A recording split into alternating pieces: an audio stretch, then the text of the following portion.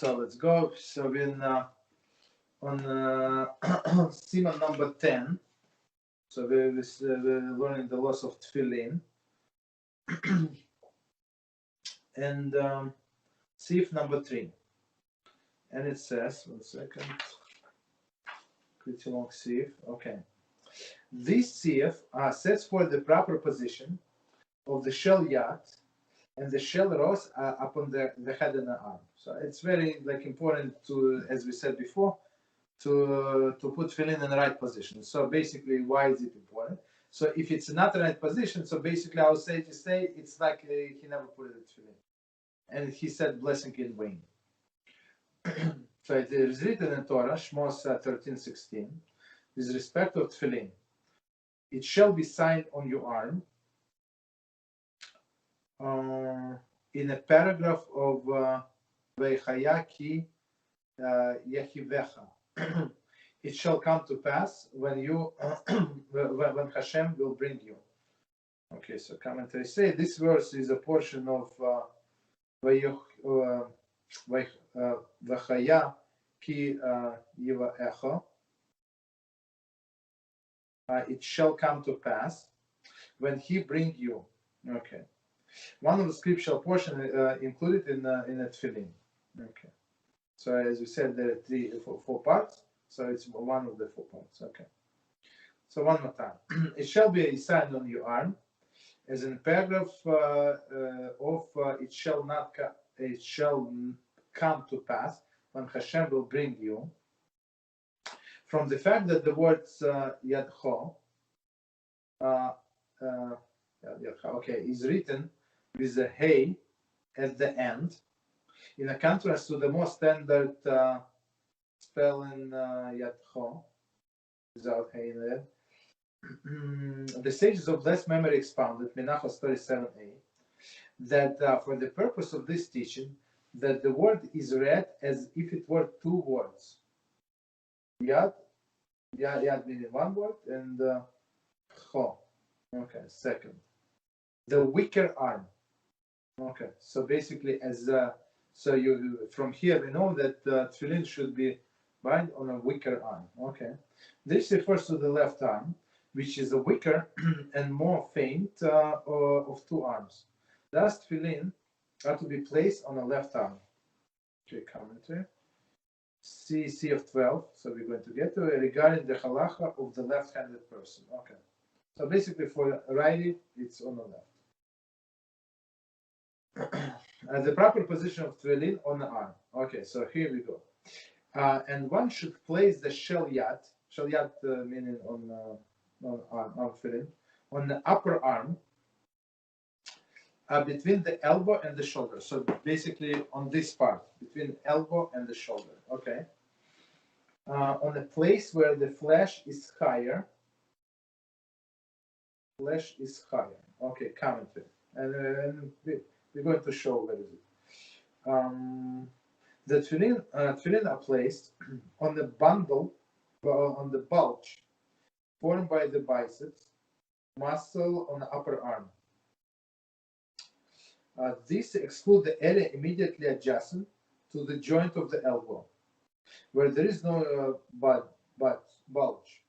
So basically, so you put it here. I don't know if you see. So not too close to the elbow, right? So on when it's going up, and that's what they mean.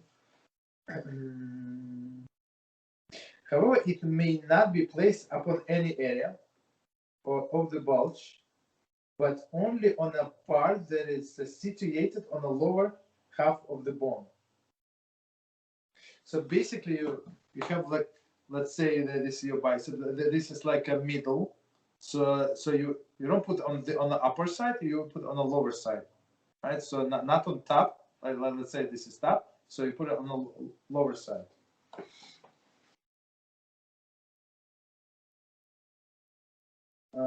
So you put it on the lower side. If any part of the tefillin is situated on the arm, on a place where there is no bulge or muscle, he has not fulfilled his obligation and has not recited blessing in vain.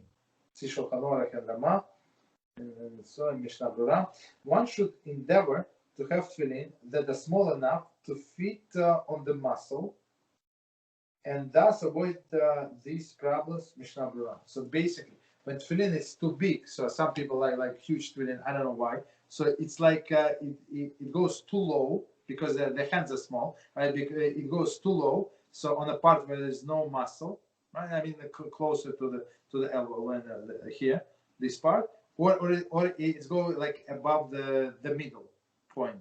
Not good. So when you get a regular size tefillin, so it fits there perfectly. There is more than enough room.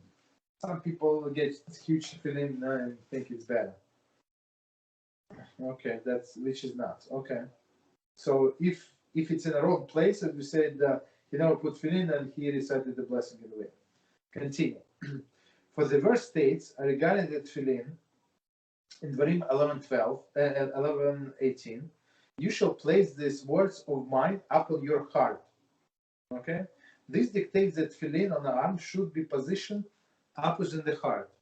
He should therefore place the tefillin there and tilt it slightly toward the body, so that the arm, when the arm is lowered, the tefillin will be positioned opposite the heart. So basically, what does it mean?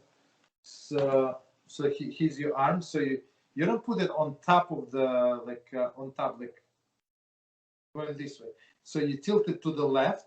So when you put the hand down, it's actually pointed to the heart. That's the idea. So many people put directly like straight on the bicep. I'm not sure why, but that's what they do. And sometimes you try to show them, like move it a little to the side, and they pretend that they're stupid. I don't know. Well, unfortunately. Okay. Wait, Rabbi, one question. I saw someone when they're putting on the tefillin today. It's not directly related to this, but they didn't do a shin. They did something else where it looked like it was just like two straight lines. Is that okay? Yes. Yeah. Okay. There are, I think, three or four ways to tie this out shin. So I mean that's still fine. Got it. So one second. So and some people do shin here on the arm, right here. So all right, there are different customs. Okay, so one second. So upon the heart, this dictates that tefillin on arm should be positioned opposite the heart. Okay, we said that. He should therefore place tefillin there. I'm just reading it again, and tilt it slightly toward the body. So like toward the body when so it does not have to poke like you have to be able to put your hand down, right? Your arm down. And it's still going to point to the heart, slightly to the body, so that when the arm is lowered, that tefillin will be positioned opposite the heart. This heart. Okay.